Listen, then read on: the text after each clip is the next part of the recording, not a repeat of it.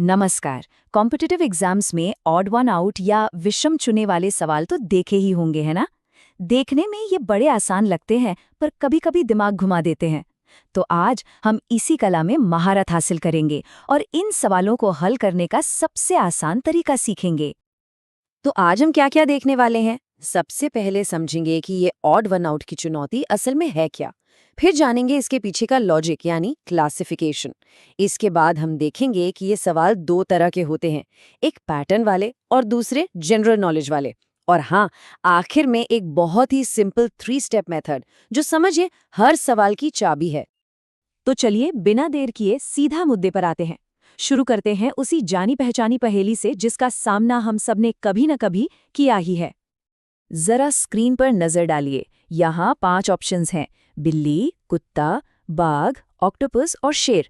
अब बताइए इनमें से कौन सा एक है जो बाकी सबसे अलग है? सोचिए जरा, इसका जवाब हम थोड़ी देर में जरूर जानेंगे। तो ये जो पहेलियां है ना, ये सिर्फ तुक्के का खेल नहीं है। इनके पीछे एक पक्का लॉजिक काम करता है, एक नियम। इसी को हम कहते हैं वर्गीकरण या क्लासिफिकेशन। चलिए इसे समझते हैं। तो क्लासिफिकेशन का सीधा सा मतलब है दिए गए ऑप्शंस में से उस एक को ढूंढ निकालना जो किसी न किसी वजह से, चाहे वो शेप हो, साइज हो या कोई और क्वालिटी, बाकियों से मेल नहीं खाता।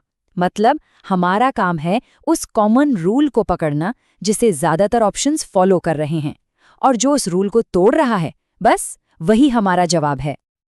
अच्छा, ये क्लासिफिकेशन वाले सवाल मोटे तौर पर 4 तरह के होते हैं। कुछ में लेटर्स होते हैं, कुछ में मीनिंग वाले शब्द, कुछ में नंबर्स और कुछ जनरल नॉलेज पर बेस्ड होते हैं। पर समझने में आसानी हो, इसके लिए हम इन्हें 2 बड़ी कैटेगरीज में बांट लेते हैं। तो पहली कैटेगरी है पैटर्न बेस्ड क्लासिफिकेशन। जैसा नाम से ही जाहिर है, यहाँ हमें अपनी तरफ से कुछ नहीं सोचना, जवाब सवाल के अंदर ही छिपा है। हमें बस उस छिपे हुए पैटर्न को ढूंढ निकालना है। चलिए एक एग्जाम्पल देखते हैं, सब क्लियर हो जाएगा। अब जरा इस सवाल पर गौर कीजिए। यहाँ लेटर्स के कुछ ग्रुप्स हैं। कोशिश कीजिए पता लगाने की कि इनमें से कौन सा एक ग्रुप बाकियों जैसा नहीं है। उनके बीच का रिश्ता समझने की कोशिश कीजिए।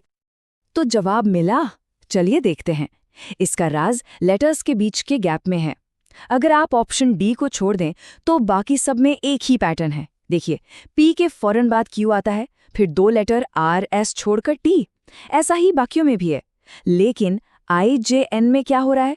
आई के बाद जे तो ठीक है, पर उसके बाद एन के लिए 3 लेटर्स के एल एम का गैप है। देखा, यही वो है जो बाकियों से अलग है। तो सही जवाब है डी। चलो एक और पैटर्न वाला सवाल देखते हैं। इस बार शब्द मीनिंगफुल हैं। स्लिम, ट्रिम्स, ग्रीट्स, ग्रिड और फाइट। क्या कोई अलग शब्द नजर आया?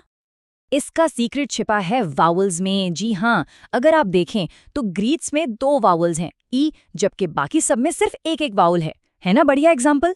इससे पता चलता है कि पैटर्न कहीं भी कैसे भी छिपा हो सकता है।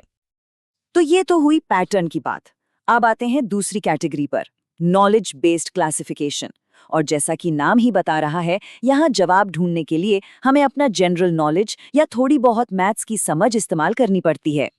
जैसे ये नंबर्स वाला सवाल देखिए, 122, 128, 199, 200 और 388। जरा सोचिए नंबर्स के बारे में।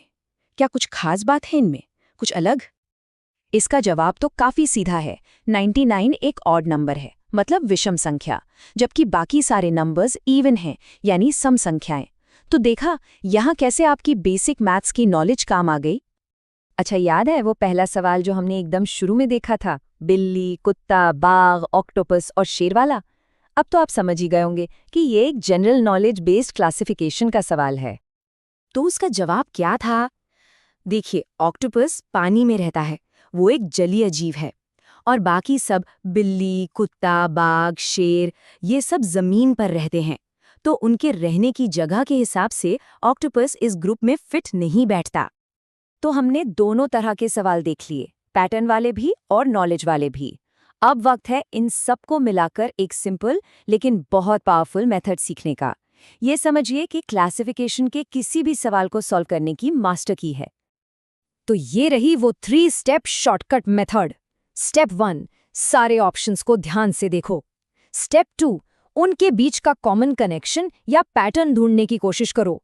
और स्टेप 3, जो भी ऑप्शन उस कनेक्शन को फॉलो नहीं कर रहा उसे चुन लो। बस इतना सिंपल है। ये 3 स्टेप आपको हमेशा सही जवाब तक पहुंचाएंगे।